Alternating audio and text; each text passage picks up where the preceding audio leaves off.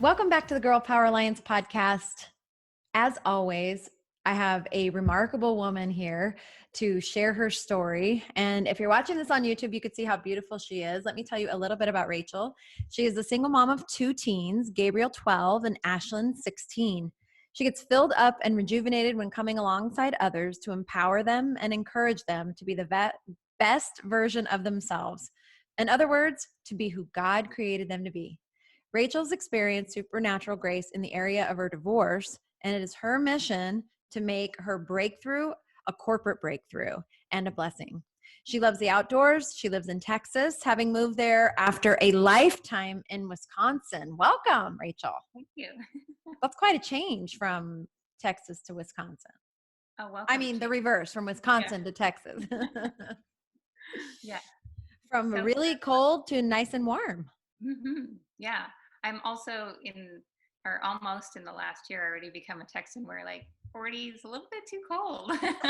40, that's freezing to me. I'm a Southern California native. So 40, I'm literally wearing all the things and I'm like shivering. Yeah. My kids begged me to turn the heat on. It was down to 62 in here. And I was like, no, it's going to warm up still. We can't do that yet. But I did because 62. I was sitting in it all day and I was like, yeah, I'm kind of chilled. That's so fun. So for me, born and raised in Southern California, if it gets to 70, I literally have a jacket on. Oh, really? Yeah. Outside or inside? Yes. Yeah. Both. Yeah. I'm a baby. Well, I'm so happy to have you on here today. And I know this conversation is going to be a blessing to many. When you and I talked on the phone, I absolutely love you. I love your mission. I think it's an important thing to talk about. And I'd love for you just to share a little bit more about yourself. Sure. Yeah. Well, so I have been married twice, actually. So my kids are both from my first husband, and you know, kind of from the time of ending that first marriage on, I've been trying to find my purpose. I've always known that I've had a purpose, and always known that I wanted to come alongside people and encourage them. And just always struggled to find where that exact fit was until now. But I've always been outside of the box kind of girl. I'm definitely the different one in my entire family. Most of my family and extended family are all 9-to-5ers, and why don't you just get the 9-to-5 job? Because it's hard for them to watch me kind of step out and do things that they're not used to. But I've loved the opportunity to really explore who I am and all that God has created me to be by taking those steps that look crazy, and sometimes they don't work and sometimes they do. But I've definitely enjoyed a lot of different things in life, and my kids have gotten to experience a lot of different things in life by coming along with me on those journeys and seeing the different things that I've stepped out there to do. And I believe that they've all grown me, to bring me where I am today and given me the skills that I have to do the work that God has me here for. So do you consider yourself a coach? Yes. Yeah. Yeah. So that's what you actually call yourself what's your title for yourself? Yes, I would call myself a coach. I'm not a therapist. I'm not licensed in that way. But I'm not a consultant. I want to take you through whatever you need to walk through, but I'm not on like the mental therapist level Right. in supporting you. And because I've been from one side to the other, so I have that experience to walk people through. And I really have a good gift in listening and discernment and being able to. I've had a lot of people like have first conversations with me. We're just meeting for networking or coffee date or whatever, and they're like bearing their soul, and they're like, I can't believe that I'm telling you this, and I've never met you before, and I just opened up, like I don't tell anybody these things. And so it's a natural gift for me to want to come alongside people. That's a beautiful thing. And specifically, I know you like I don't want to say specialized, but really one of the things that you're passionate about helping people through is that journey through divorce. And I've been divorced, and I will tell you that, in the Christian community, it's like you have a scarlet letter almost. I mean, which is stupid because, technically, statistically, half of the big C church is 50% is divorced. So, but still, there still is this kind of stigma. Like you almost feel embarrassed to say it. Yes. Yeah. And I dealt with that in my own divorce. One of the biggest things was like, everyone tells you God hates divorce, and that Hmm. just weighs on you so much. And it's so hard to figure out the right decision to make, because you're not only thinking about your kids, if you have kids involved, and yourself, but then you've got the weight of the church on you saying Yeah. God hates divorce, you can't do that. So Don't be a but quitter. right, right. But it happens. So rather than just, you know, being rude to the people it happens to, why don't we be the church and come alongside them and lift them up and still love them and encourage them where they're at? I'm glad to see. I think that things are changing. It seems slow as heck, but I think they are changing. I mean, there was a day you couldn't be an elder or serve in the church if you were divorced. Yes, yes. And that just doesn't make sense to me, because I mean, you got to always go back to, Moses killed someone, David slept with someone, and God used, outside of marriage, and God used those people to do huge things. So we really can't judge anyone for what they've done, because we never know what God's plan is for them. Absolutely not. I mean, speaking of David had an affair and then had the lady's husband murdered. I mean, and what did the Bible say? That David was a man after God's own heart. I know, I know. I mean, that alone just blesses me. And, there's so many things that the church has put a stigma on. And, sadly, I believe it's just kind of the work of the enemy to create separation and division, to keep people from fellowship, to keep people from really God's fullness in their lives. And there are, divorce is a complex, complicated, very painful thing. And for people to say God hates divorce, yeah, I'm sure he does, because he knows the ramifications of it. It doesn't mean he hates you and won't bless you. Right, exactly. Yeah. And we can certainly make those ramifications a lot less if Yes. we operate in a divorce still trying to honor God and honor each other. And I think that that's a beautiful thing that you help people walk through, because emotions are typically, I mean, I don't think it's the norm that people are just like, hey, yeah, we're not going to make it, but I wish you the best of luck. People are hurt, they're angry, especially depending on the situation. They could be feeling a lot of resentment from getting to that point and feeling like that, they didn't have a choice but to do that. So there's just a lot wrapped up in it. Yes. Yeah. And I have a pretty crazy story from my first marriage, and I won't go into it, but happy to share with anyone who wants to maybe reach out to me separately. It's not like I just had this kind of falling out of love. It's not working out. It's pretty involved and a lot of affairs and some pretty crazy stuff. But I still have managed to, of course, with God's supernatural help, um, let all of that go. And I mean, I just talked to my ex-husband this morning. We had a 15-minute phone conversation. Um, so it's definitely possible, regardless of the situation, and not because of the two people in the divorce, but because of what God can do. It's such a mature thing to do, and it feels so hard when you're in the throes of pain and feeling like you were wronged or whatever. It's such a mature thing. It is so much easier to say these things than to walk through it, especially when you're in it. And I didn't have a super messy divorce. We were children, basically. We were very young, and I just was young. I was young, and I think I was selfish. And the person I am today, I wouldn't get a divorce. The person I am today for those same reasons. But at the time, I did. And God is so good. I mean, I just feel like He shows us so often how much He loves us. He's so good. Here, I did a thing. I broke apart a family. The ramifications of divorce on my older two children are lifelong. Yes. even in an amicable situation. Hmm. It just goes on for the remainder of life, because now this family is separated, and just all the dynamics that go into it. And yet, God brought an amazing man into my life and allowed me to get married again to somebody who was literally perfect for me. And so I attribute that only to the love and grace of God, certainly because I didn't deserve it. Yes, absolutely. I completely agree. Um, and as you were talking about, the ramifications on your two older children, that's also one of the things that why I love to be involved in divorced families is because you have the opportunity to help. I have the opportunity to help them walk through um, and process what they're feeling, but like not in a clinical way, helping them understand.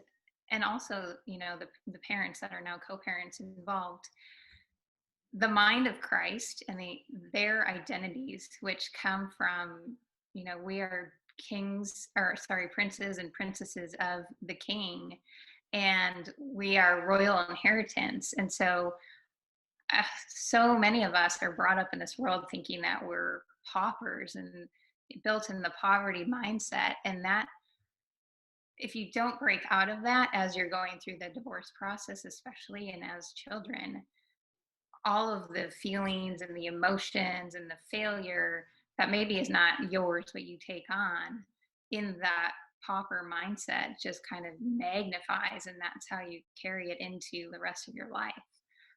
But there is the opportunity to flip things and understand your identity and really operate from heaven down to earth instead of operating from earth to heaven. So operating in the identity of a child of the king. And it's not ever going to completely take away um, and erase, what happened in the past, but it'll certainly give you a couple steps up to stand on as you're going through life and to make things different for your future.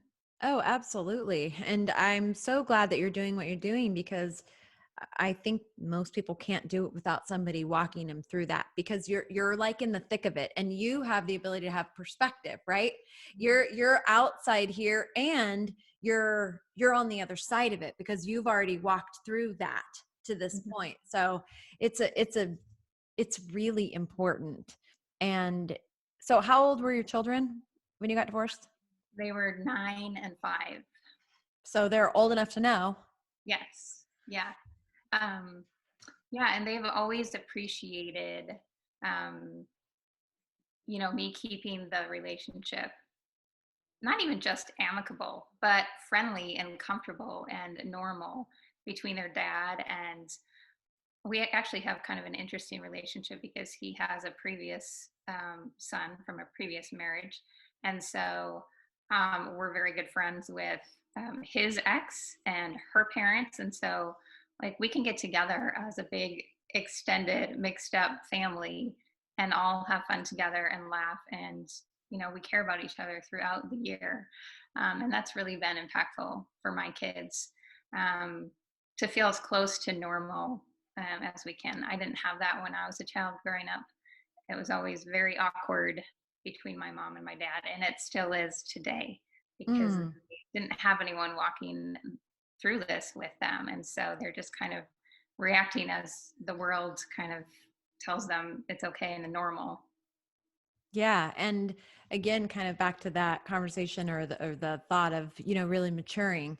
It takes a level of spiritual growth and maturity to see things from a perspective higher than just this, like you.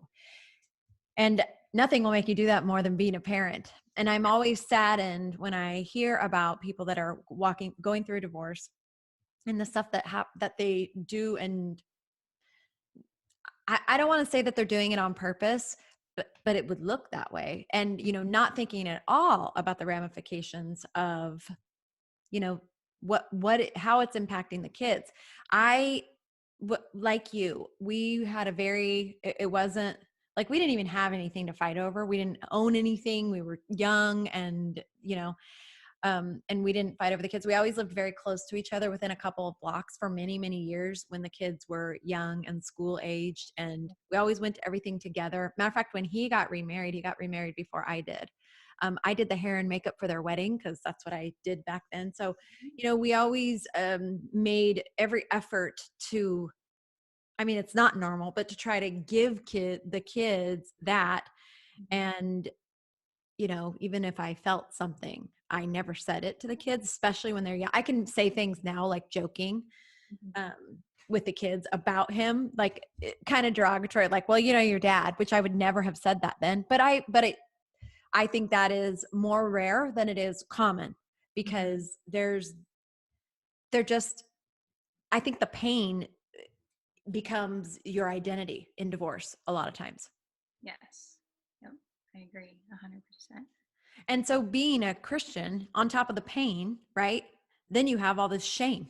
You have Yeah. both of them like tapping on you at the same time. And I've have friends that have gone to our church, couples, they get divorced and then like people, it's just a weird thing. People choose sides and then the one will stay at the church and then the one will leave. It's just an interesting and sad dynamic that we still haven't yet learned how to walk alongside people. So what you're doing is, I wish it was more common.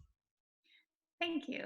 Yeah. And you bring up a really good point too. I mean, there really is a whole ministry here that could be done because aside from working with just the family, like you mentioned, working with the friends and the extended family so that we could all just treat each other and such a in a loving way where you do the best that you can with what you have at the time. And if everybody understood that about each other, whether you're involved in the divorce directly or not, I mean, the world would be a better place. It's It such a really would. cliche thing to say, um, but it all really boils down to the mindset and understanding your own identity. And the enemy has definitely done a really good job of stripping that away from so many people, that you create that identity with the labels and the judgments of yourself and other people, and it just becomes a big mess. So I work to strip that all away and get back to the truth. As you were talking, I had this thought of, here you are helping people to walk through one of the hardest times of their lives.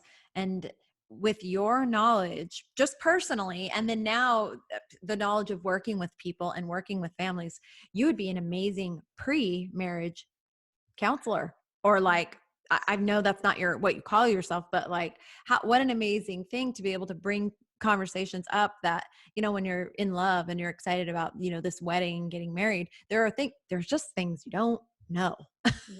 Right. Yeah, there's always going to be something that you don't know, no matter what area of life you're in. And yeah, I'm grateful that people are moving to this place where they understand how important it is to have a mentor, a coach, someone walking alongside them to share with them what they don't know, and that we can kind of get to this place where we're humbling ourselves and kind of laying the ego down, to admit we don't know what we don't know.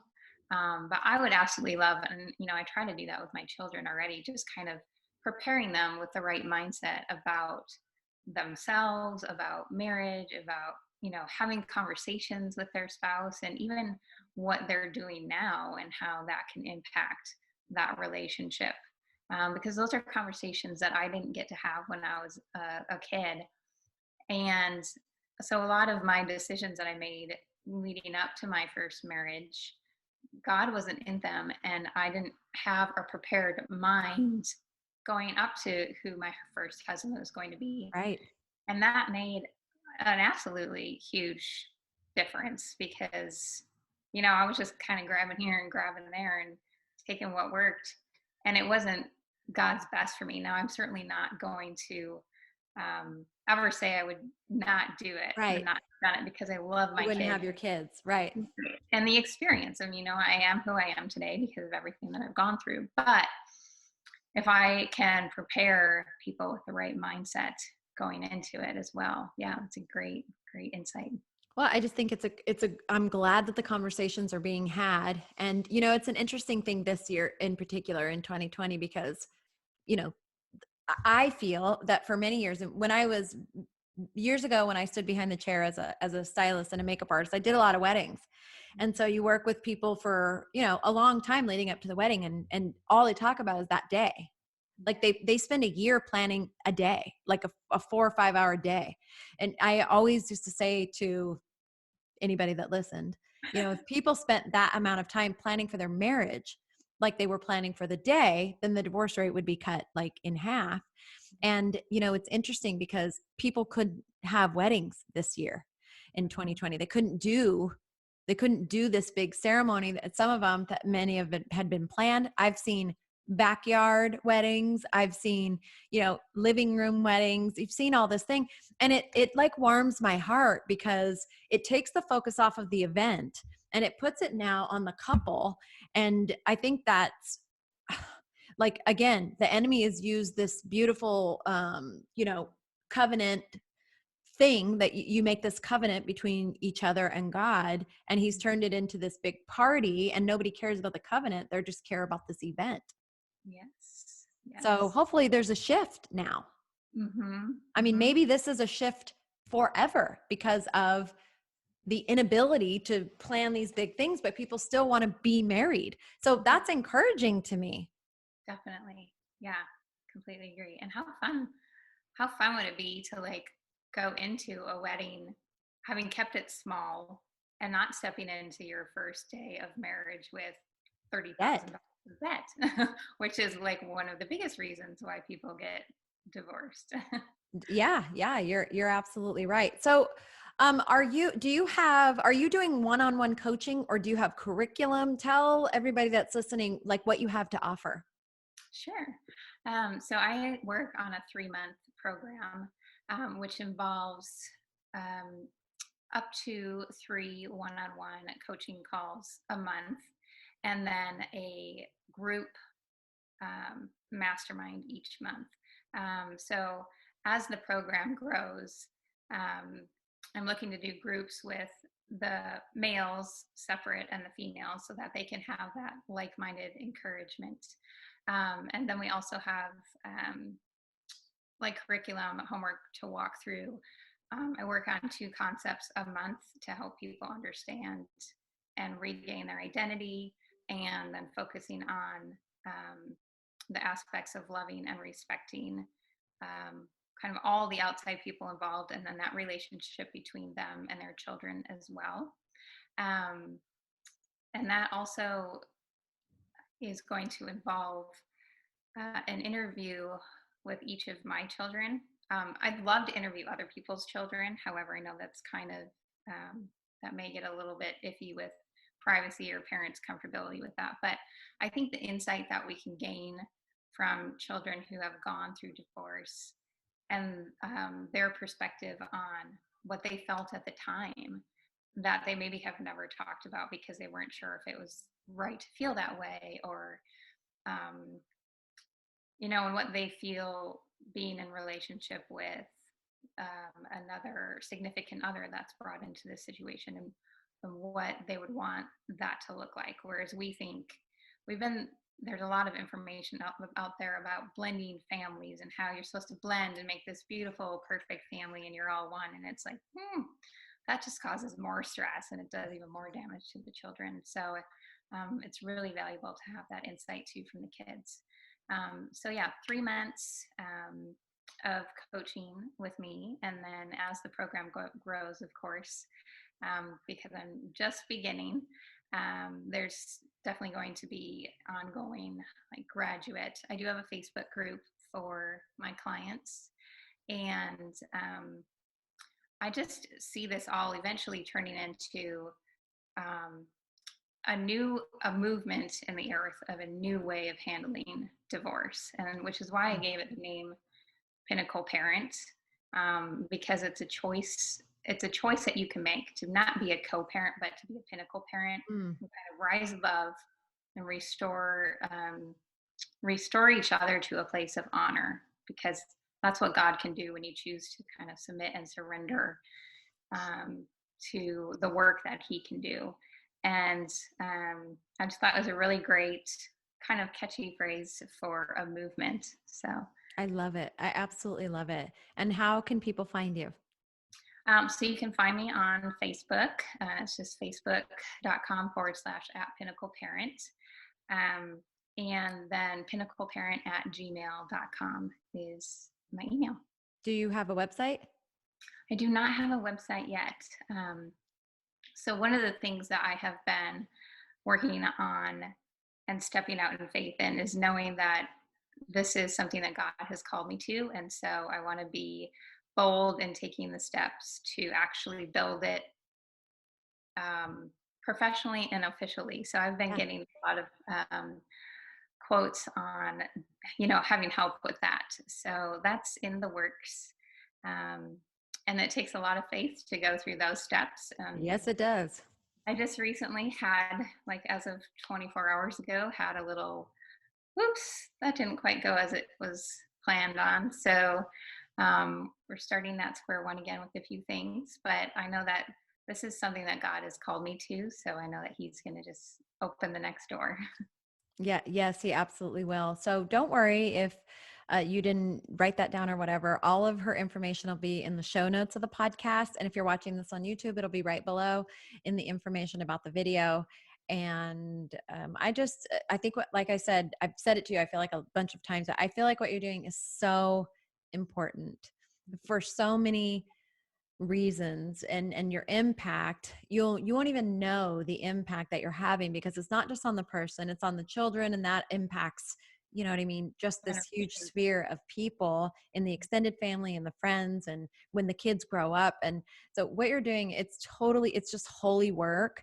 And so I just want to speak that into you and thank you, and keep going. And I just appreciate you. Thank you so much for being on here today and sharing your mission. Thank you so much for letting me have some time with you to share it. I appreciate it.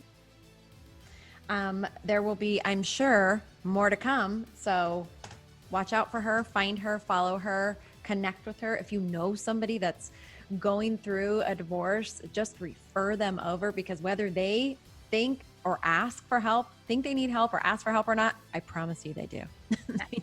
They need help and support in ways that they don't even understand. So thank you so much. Appreciate it. Thank you.